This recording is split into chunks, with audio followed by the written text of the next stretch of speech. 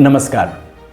Dengue की जल्द से जल्द एवं सटीक जांच मरीज के उपचार में मदद करने के साथ साथ उसके परिजनों, आसपास और समुदाय में डेंगू के प्रसार को रोकने के लिए बहुत ही महत्वपूर्ण है, क्योंकि डेंगू संक्रमित व्यक्ति से ही अन्य व्यक्तियों को डेंगू का संक्रमण मच्छरों के माध्यम से होता है। जब भी डेंगू जैसे लक्षण आते हैं तो डेंगू की जांच को लेकर के भ्रम की स्थिति बन जाती है। 2-3 शब्द बार बार सुनने को आते हैं, जैसे NS1 एंटीजन, IgM और IgG। NS1 antigen dengue virus के ऊपर पाया जाने वाला एक नॉन स्ट्रक्चरल प्रोटीन होता है। NS1 जांच मनुष्य के शरीर में वायरस की उपस्थिति का पता लगाने के लिए किया जाता है और यह देखा जाता है कि NS1 का लेवल मनुष्य के शरीर में बुखार आने के दिन से लेकर के अगले 3 से 5 दिन तक सर्वाधिक होता है और इसीलिए यह NS1 एंटीजन जांच जो होती है वह बुखार आने के दिन से लेकर के अगले 3 से 5 दिन तक ही पॉजिटिव आती है। अब हम बात करते हैं IgM और IgG की। डेंगू वायरस के संक्रमण के बाद हमारे शरीर की रक्षात्मक प्रणाली डेंगू वायरस से लड़ने के लिए कुछ एंटीबॉडीज का निर्माण करती हैं, जिनमें से IgM और IgG प्रमुख होती हैं। मनुष्य के शरीर में इन एंटीबॉडीज का पाया जाना भी डेंगू संक्रमण की पुष्टि करता है। सामान्यतः IgM एंटीबॉडी का डिटेक्टेबल टाइटर बुखार आने के 5वें दिन से रोगी के शरीर में मिलना शुरू हो जाता है, या यह कह सकते हैं कि जांच में पकड़ने के लिए IgM एंटीबॉडी की जो आवश्यक मात्रा होती है वह बुखार आने के 5 दिन के आसपास बनती है और इसीलिए IgM जांच डेंगू बुखार आने के 4 से 5 दिन के बाद ही पॉजिटिव आती है। वहीं IgG एंटीबॉडी बुखार आने के 1 सप्ताह बाद से लो टाइटर में मिलनी शुरू हो जाती है और धीरे धीरे इसका टाइटर बढ़ता जाता है और ये हमारे शरीर में लंबे समय तक के लिए बनी रहती है। इस प्रकार डेंगू संक्रमण के बारे में जानकारी डेंगू वायरस या डेंगू वायरस के संक्रमण के कारण शरीर में बनी हुई IgM या IgG एंटीबॉडी का पता लगा करके करते हैं।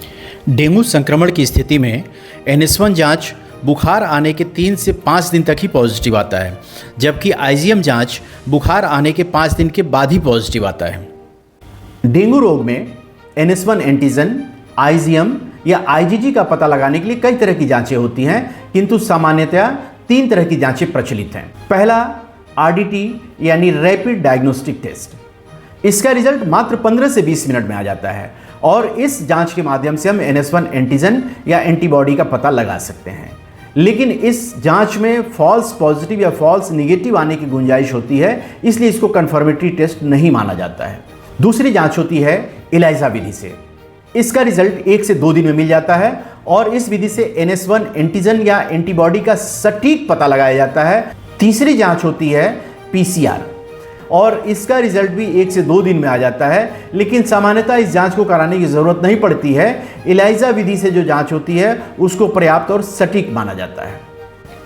RDT या ELISA दोनों विधियों से NS1, IgM या IgG एंटीबॉडीज़ का ही पता लगाया जाता है।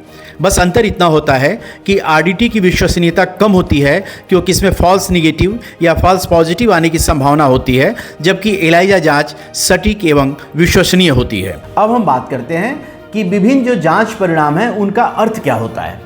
अगर NS1 पॉजिटिव आता है, इसका मतलब कि डेंगू का संक्रमण अभी तुरंत का है और शरीर में वायरस मौजूद है।